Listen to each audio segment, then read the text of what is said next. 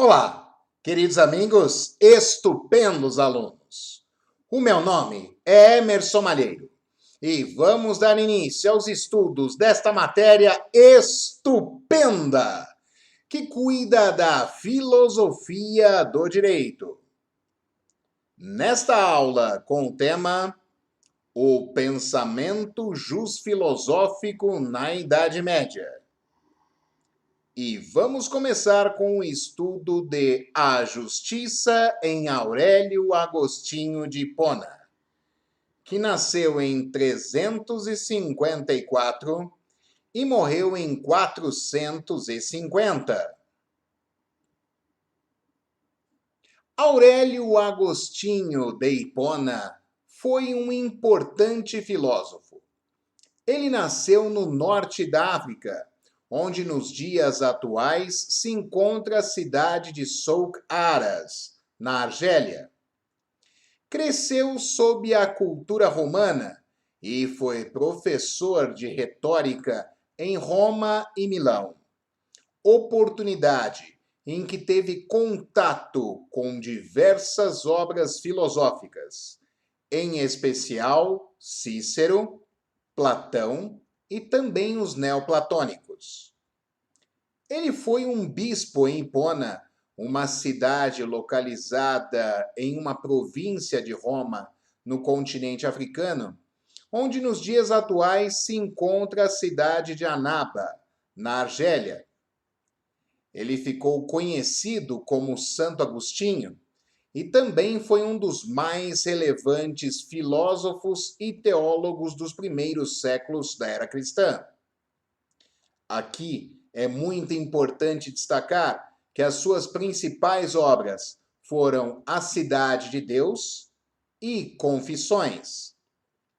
Santo Agostinho concebe vigor a uma ótica de mundo cristão, em oposição à antiga filosofia greco-romana.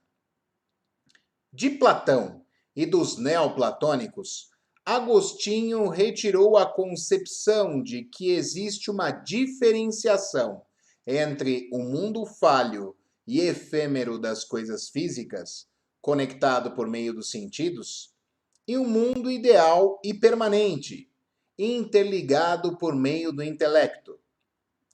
A Cidade de Deus é uma obra que foi escrita depois de Roma ter sido saqueada pelos bárbaros visigodos.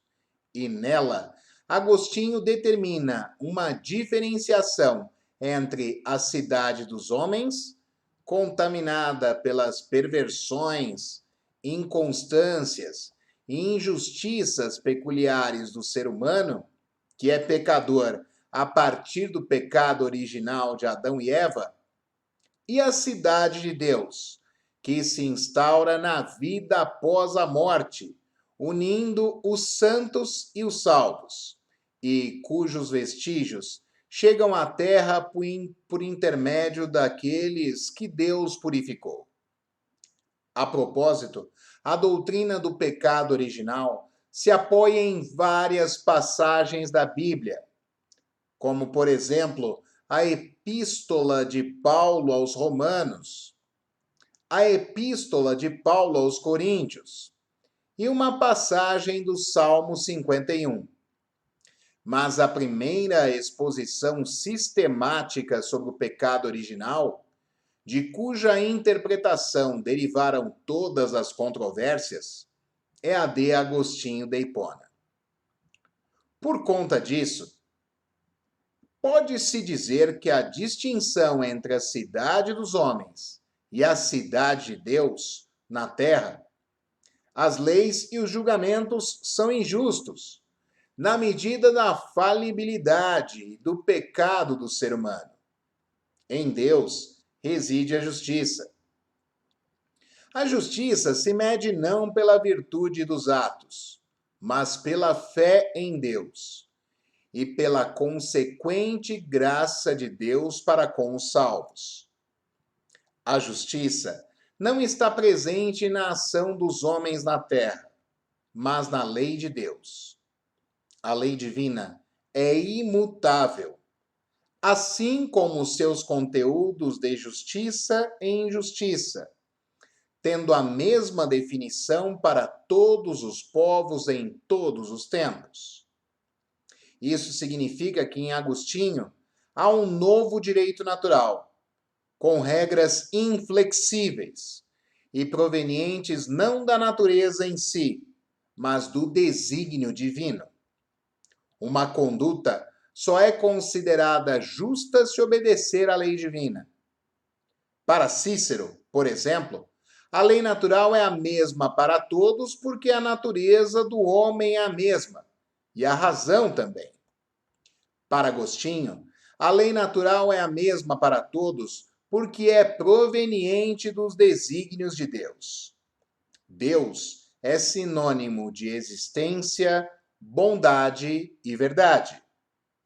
Agostinho afirmou: as pessoas costumam amar a verdade quando ela os ilumina, mas tendem a odiá-la quando as confronta.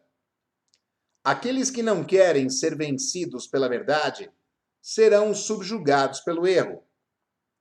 Para Agostinho, o pensamento racional é o servo da fé e não o seu mestre. Ele afirma que o mal não é algo em si, mas é a falta do bem, reafirmando Platão em sua obra Górgias. Da mesma forma que a cegueira nada mais é senão a ausência de visão. Deus não é a fonte de todos os males, pois eles existem em virtude do pecado voluntário da alma, a qual Deus concedeu a livre escolha. E o mal, segundo o filósofo, é causado pela maneira como exercemos o nosso livre-arbítrio. Afirmou Agostinho: quem toma bens dos pobres é um assassino da caridade. Quem a eles ajuda é um virtuoso da justiça. A opção de Adão e Eva por desobedecer a Deus conduziu o ser humano à queda, ou seja, levou a uma mudança metafísica que alterou a natureza e os homens para sempre. As catástrofes naturais poderiam daí ser explicadas. E o mal pode se fazer necessário para a existência de um bem maior. Por exemplo, sentir dor pode ser necessário para aprender a suportá-la. Além disso, o ser humano provavelmente não saberia apreciar o que é bom se não pudesse compará-lo com o que é mal. Na mesma toada, não poderia existir a virtude da coragem se não existisse um perigo real a enfrentar. Mas Deus não poderia simplesmente conceber pessoas integralmente virtuosas? Para explicar Agostinho nesse aspecto, um filósofo do século XX, chamado John Hick, afirmou que quem se torna bom mediante a confrontação com o mal é bom em um sentido mais rico e valioso do que alguém que já fora criado bom. Ou seja, sem dor não há aperfeiçoamento. E como explicar a situação das pessoas que sofrem de uma maneira que arruína seus espíritos? Como, por exemplo, no caso de uma criança que jamais se recupera de um ultraje. Ou outras pessoas que sofrem no término de suas vidas, quando falta pouco tempo para evoluírem. Nesses casos, o mal ajuda outros seres humanos. E o mal deve sempre ser previsível, satisfazendo precisamente a necessidade de crescimento. De acordo com mais um filósofo do século XX chamado Richard Swinburne, não, pois caso contrário, duas importantes virtudes jamais poderiam florescer: a fé e a esperança. Afirmou Agostinho: a ociosidade caminha com lentidão, por isso todos os vícios a atingem. Os homens estão sempre dispostos a vasculhar e averiguar sobre as vidas alheias, mas lhes dá preguiça conhecer a si e corrigir a sua própria vida. Para Agostinho, os humanos são racionais. Para que sejam racionais, devem ter livre arbítrio. Isso significa que devem ser capazes de escolher entre o bem e o mal. Os homens, portanto, podem agir bem ou mal. Como conclusão, podemos saber que Deus não é a origem do mal.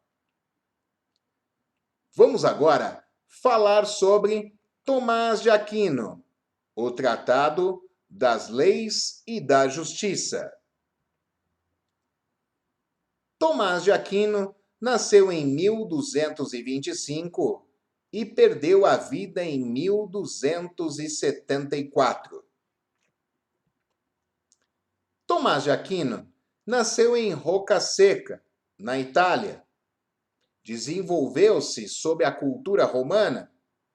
Estudou na Universidade de Nápoles, circunstância em que foi influenciado pelas obras de Aristóteles, Averroes e Maimônides. Ele foi professor de teologia em Paris, frade dominicano em Nápoles e ficou universalmente conhecido como São Tomás de Aquino, sendo considerado um dos mais relevantes filósofos e teólogos da Idade Média. Suas obras colaboraram enormemente para o desenvolvimento da filosofia ocidental, principalmente no círculo filosófico conhecido como escolástica, e também para a evolução do cristianismo. A filosofia escolástica foi um método ocidental de pensamento crítico e de aprendizagem, com origem nas escolas monásticas cristãs, em que a fé cristã contava com uma estrutura de pensamento racional. Ela evidenciava a dialética para aumentar o conhecimento. Ele foi um grande estudioso e as principais obras de Tomás de Aquino foram a Suma Teológica e a Suma contra os Gentios. Apenas uma curiosidade: os gentios eram os pagãos, ou seja, aqueles que não professavam cristianismo. Afirmou Tomás de Aquino: dê-me, Senhor, agudeza para entender, capacidade para reter, método e faculdade para aprender, sutileza para interpretar, graça e abundância para falar, acerto ao começar, direção ao progredir e perfeição ao concluir. Agostinho fez tal afirmativa em sua obra Suma contra os Gentios.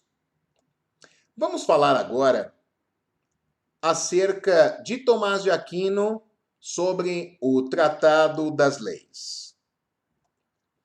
A filosofia tomista determina que a lei não tem um só sentido, mas diversos, pois várias dimensões de lei são permitidas. A lei eterna é aquela que foi promulgada por Deus e, portanto, não se submete às alterações que as leis humanas estão sujeitas. Pode-se citar como exemplo a ordem do sistema solar. É incompreensível ao ser humano, em virtude de ele ter praticado o pecado original. A lei eterna é da razão de Deus e é o início e término do todo universal. A lei divina é aquela exteriorizada por Deus ao ser humano, tanto no Antigo Testamento quanto no Novo Testamento, e é uma orientação moral e jurídica para todos os homens. A lei natural é aquela que qualquer ser humano consegue entender utilizando a sua razão, bastando para isso estar na natureza, ou seja, existir. De acordo com Tomás de Aquino, os animais também podem obtê-la, mas por meio dos seus instintos. A lei humana é aquela que decorre de um acordo entre os seres humanos para que possam coexistir em sociedade. A lei humana deve refletir o que a lei natural determina. Assim, os dispositivos positivados que forem opostos à natureza serão considerados injustos e ilegítimos. Para Tomás de Aquino, a lei positivada será considerada justa se estiver em consonância com a lei natural. A lei humana deve ser sempre obedecida, mas a violação excepcionalmente se justifica se existir um confronto entre ela e as leis natural, divina, eterna. Vamos falar agora sobre o Tratado da Justiça. Tomás de Aquino segue, em linhas gerais, o pensamento de Aristóteles sobre a justiça em sua obra Ética Nicômaco. Primeiro, tracemos um conceito de justiça. A evolução do assunto da justiça tem fundamento no campo ético, ou seja, no espectro de um conhecimento que vem determinado em sua teoria como um saber prático. A ética é uma seção da filosofia que se destina à decomposição das razões que motivam, encaminham ou modificam a forma de agir do ser humano, normalmente observando seus valores morais. As concepções essenciais sobre o assunto da justiça acham-se investigados e expostos na obra Ética Nicômaco, em especial no livro 5, em que Aristóteles afirmou: temos, pois, definido o justo e o injusto. Após distingui-los assim um do outro, é evidente que a ação justa é intermediária entre o agir injustamente e o ser vítima de injustiça, pois um deles é ter demais e o outro é ter demasiado pouco. A justiça é uma espécie de meio termo. São espécies de justiça. A justiça universal. Na sua perspectiva universal, a justiça é estudada em um sentido lato, ou seja, amplo. A justiça é tanto uma manifestação geral da virtude, quanto uma adequação do justo à lei. Para Aristóteles, a lei deve ser justa e, para isso, deve ter sido produzida na polis, a partir de um princípio ético. E ela é justa não em razão da sua forma, ou seja, não é justa só porque obedeceu aos procedimentos formais para a sua criação, e sim em virtude do seu conteúdo. O respeito à lei também é uma característica da justiça em sentido lato. Como só é considerada como lei a norma que for justa, o significado de justiça universal também é o cumprimento da lei.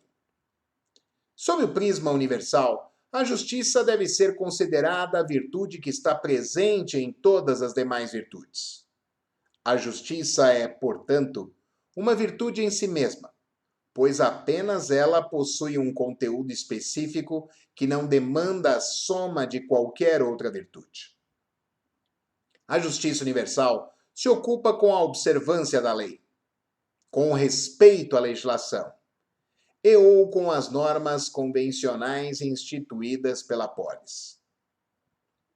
Justiça particular. Na sua perspectiva particular, a justiça é estudada num sentido estrito, ou seja, específico. O estudo da justiça particular significa investigar o que vem a ser justiça em si mesma. A justiça particular se ocupa com estabelecer um critério de igualdade entre um sujeito que age e outro que sofre a ação. Ela se divide em justiça distributiva. Assim como para Aristóteles, Tomás de Aquino preleciona que a justiça distributiva cuida da distribuição de benefícios e vantagens. Cuida-se de uma justiça de igualdade geométrica. O critério essencial da justiça distributiva é o mérito.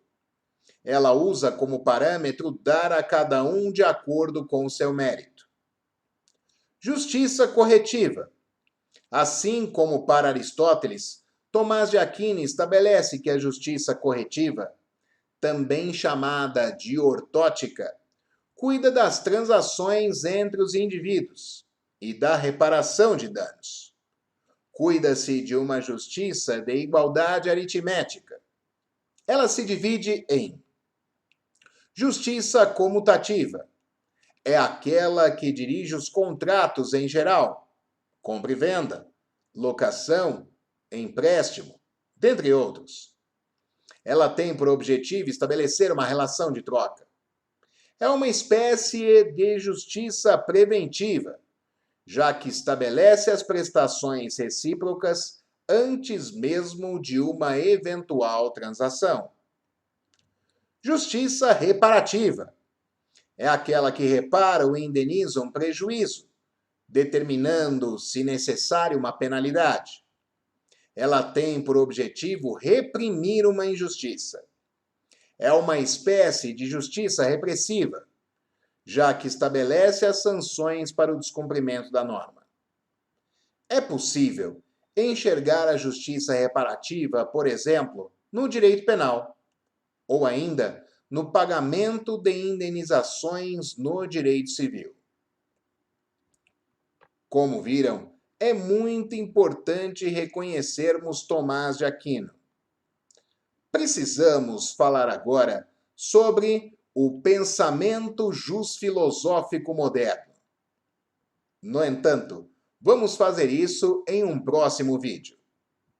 E aí, gostou da aula? Curta, comente, compartilhe e se inscreva no canal. O meu nome é Emerson Malheiro e a minha missão é ajudar você a aprender filosofia do direito.